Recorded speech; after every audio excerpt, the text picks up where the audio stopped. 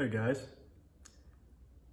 I've had a new perspective come up that I've never really thought about regarding communication. Not specifically in any case. It's the perspective of the responsibility of communication, and this is how it would impact you.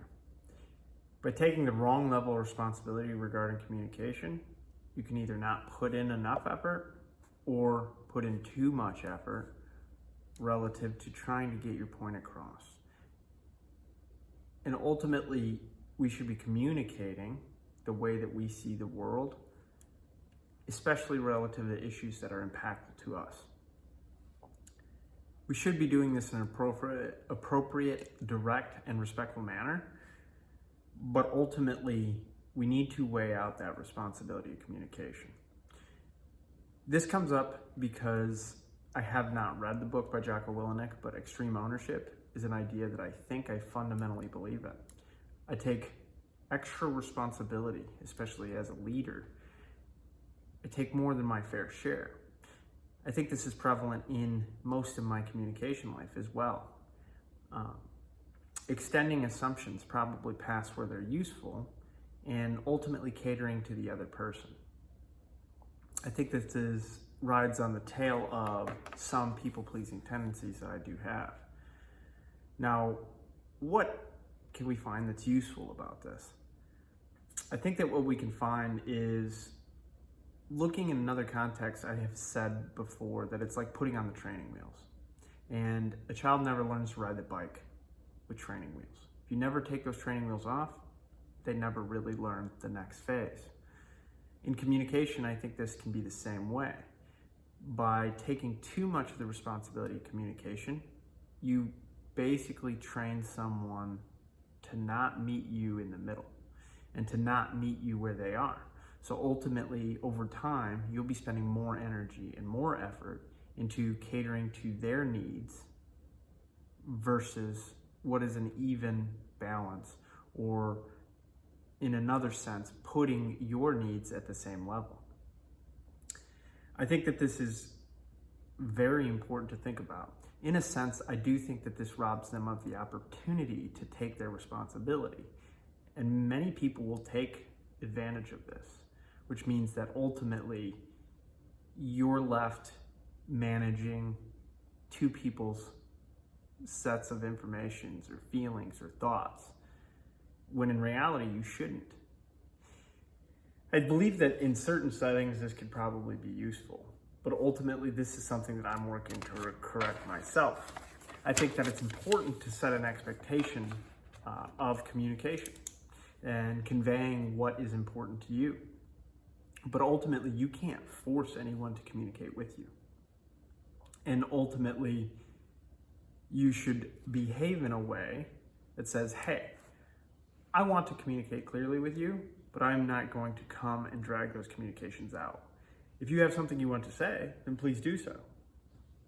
But I can't make you say it. And I think that's important. This isn't probably the most tactful way or the most clear way to say it, but I'm working on that. I'm working to understand the best way to communicate this. I've had this come up in several instances lately, mostly in the professional setting, but also in other ones. I think fundamentally, most people don't want to say what they mean for fear of the potential outcomes or reactions of what it could be. But unfortunately, when we're not direct and clear and open with the way that we feel and what we are actually asking or what we actually want to say, I think that lack of clarity makes everything unclear. And unclear in communication just hurts a relationship. It definitely doesn't benefit it. Definitely doesn't cause it to improve or to grow. So by being clear, regardless of whether outcome you get to control that. You can control being clear and direct and open. And on the other side, you might not get what you want, but ultimately you'll convey the most accurate information. You assuredly will not get what you want by accident.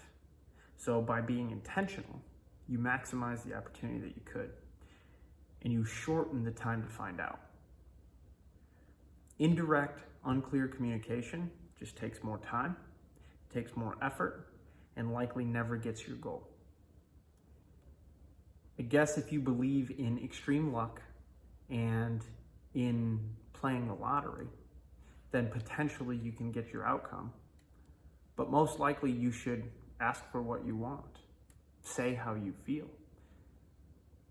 and really disconnect yourself from those outcomes, because good or bad, you'll have acted in the way and behaved in the way that is the truest to you, which has a lot of benefits to it. You lose the stress and anxiety of having these buried feelings or buried emotions or buried thoughts relative to the issues, relative to the items that are most important to you. This is one of the fundamental reasons why I have worked on my communication over time. I think in my past, transitioning into adulthood, it was a very hard time for me. I never learned to communicate very well. And it has taken me 10, 15 years to really improve in communication, be able to convey accurately my perspective and how I feel, and to improve my listening on the other side to be able to have effective conversations towards a goal. Does that mean that everything goes my way? No, absolutely not. But by improving your communication, one, you can improve your clarity, improve the delivery of your message, and definitely maximize the opportunity for a positive outcome. It may suck in the beginning. You may not do very well. But ultimately, on the other side of that, the audiences that don't receive your message, don't have any grace for you, only deliver bad news in return, or are completely unaligned with you, it's not worth the effort to try to correct all that. There are people out there in various settings that are your ideal audience. They're your ideal friends. They're your ideal partners, the ideal employees that you can hire. Those are the people that you want to be in contact with. But unless you're portraying the truest version of you, you will never attract people towards it. The lack of clarity, the lack of openness will only draw people to whatever outward persona you portray.